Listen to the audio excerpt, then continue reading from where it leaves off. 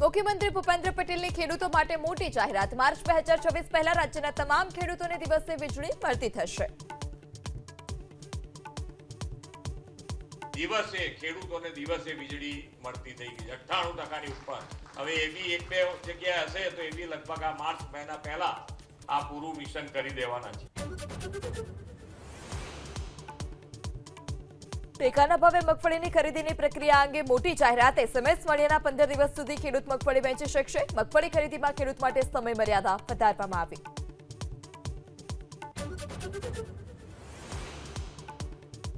સુરતના વરાછા માંગુર સોસાયટી પાસે ક્રેન ખાડામાં ખાબકી। દિવાળીપા ઇન્ડસ્ટ્રીઝમાં દિવાલ તરાશાઈ થતા ક્રેન પડી, ડ્રાઈવર કૂદી જતા જાનહાનિ ટળી।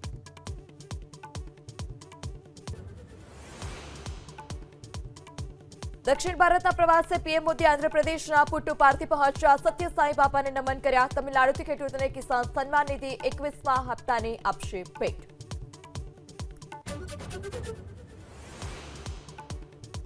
બિહારમાં ભાજપ ધારાસભ્ય દળના નેતા તરીકે સમ્રાટ ચૌધરી અને ઉપનેતા વિજય સિન્હા, તો જેડીયુ ધારાસભ્ય દળના નેતા તરીકે નીતિશ કુમાર। આવતીકાલે નીતિશની સાથે 20 મંત્રીઓ લઈ શકે છે શપથ।